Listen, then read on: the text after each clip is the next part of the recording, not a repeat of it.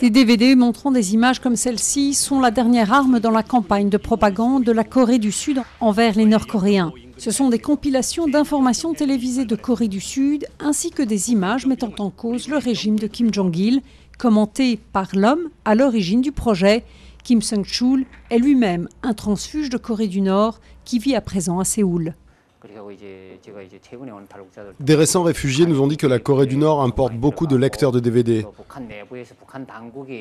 Le régime lui-même distribue des lecteurs de DVD à diverses organisations, aux entreprises et à l'armée.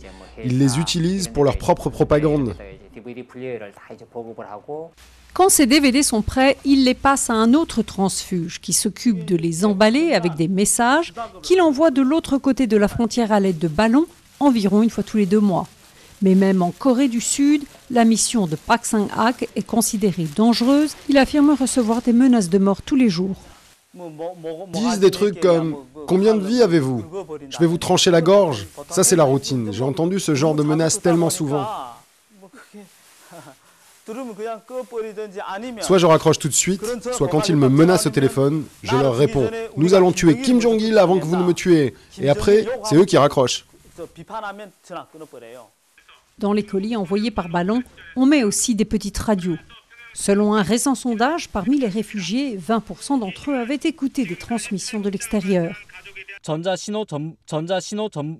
Cette radio privée à Séoul émet en direction de la Corée du Nord.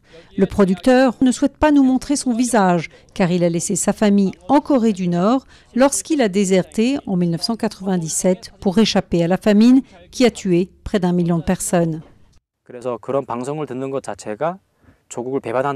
Personne en Corée du Nord n'écoutait les stations de radio étrangères avant, car c'était perçu comme une trahison de la nation. Mais la grande famine a tout changé, et beaucoup plus de gens se sont mis à écouter la radio. La Corée du Nord demande régulièrement à la Corée du Sud d'empêcher ces initiatives de propagande privée. Rien de tel pour leur donner le courage et l'envie de persévérer.